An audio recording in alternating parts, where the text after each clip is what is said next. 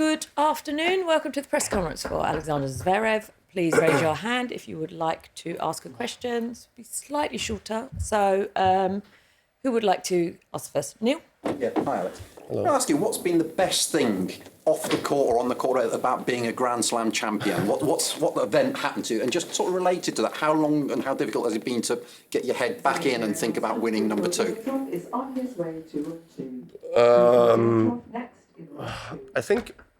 I think people always think that once you win a Grand Slam, your life changes in a way, but I kind of figured out it really doesn't. For me, I enjoy certain things outside the court, and I will keep enjoying them, whether it's going to go play golf with my friends, whether it's, going to a kids club with my daughter. It's those things don't really change that much. And for me, of course, there is some sort of satisfaction inside of me, and there is, of course, something that I was fighting for my entire career. But outside of that, life doesn't really change that much. You continue living your life, and as you can see, 2 weeks later we're at Wimbledon, and we're already preparing for the next Grand Slam. Charlie? Sasha, on Tuesday, my joint plays Serena, and it's obviously going to be a huge occasion. I just wondered, for you, what it was like when you were younger, when you're suddenly playing against the big three and these people that you looked up to. What it's like then suddenly being up against them, and how you managed that. Well, the very first time I played one of them was against Roger in Rome, and I was extremely nervous and I couldn't handle my emotions. I didn't play a very good match, but then you get used to it. Right, I think the more often you do it, the more used to it you get. No, the first time it wasn't Roger, it was Rafa in Indian Wells, I think. Right, I'm not sure anymore, but it was so that period of time. And then first time you're nervous, second time you're a bit mad, or third and fourth time you see them as opponents. And then especially when you're young and when you're starting to get better and when you're climbing up the rankings, you just try to figure out ways to beat them. Of course, those are players that you've always watched and you had admired since a very young age, but you got to put that behind you and you got to try to focus on what you can do on tennis court to win, because at the end of the day, that's what you're here for.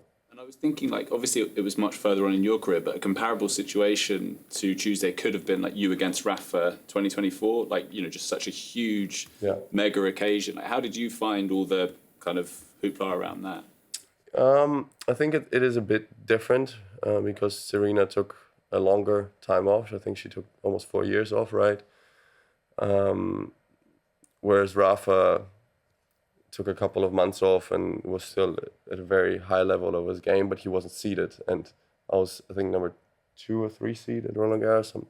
I'm not sure anymore, but I was somewhere there still. And both of us had a mindset of, okay, we're trying to win the match and then we're going to try to win the tournament. And for me, I didn't want to play Rafa in the first round. I think nobody wants to play Rafa in the first round, no question about that. But I wanted to play Rafa one more time at Roland Garros because of what happened in 2022, just to put that behind me and have a new memory against Rafa, whether I win or lose. And of course, after the match, I was very happy that we played. Okay, Just ask about your glucose sensor the last time. Did you get to the bottom of that? And what and have you made any changes for this event? The company is investigating it and looking into it, but no, it was honestly though. It may sound worse for the sensor and for the company than it is, because I've been using it for 10 plus years, probably more than 10 years. I think 11 years. This is the first time ever it happened. But for me, of course, unfortunately, it happened during a tennis match where I physically get tired already. And then, of course, the exhaustion level was too much for me. But again, it happened once in over 10 years. So those things are still very, very useful for a diabetic, and they make a life of a diabetic much easier than without them. So, it was very unfortunate for me that it happened. But I think as a product, I think it still is very helpful for millions of diabetes patients. Okay, we're going to have to switch to German. No, you can go ahead. English, it's fine. Just very, very quick. When they say in London you wait for a bus for hours and then 2 come along at the same time, is it now you've won the French. Did you see this as a big opportunity to sort of like, you know, kind of cement that again by having a really deep run here? Look, I don't know. I hope this saying will be true for me. But again, Wimbledon has always been the Grand Slam that I struggle the most at. But I personally do feel different this year. I do feel like I have a good preparation. I do feel like I play good tennis at the moment.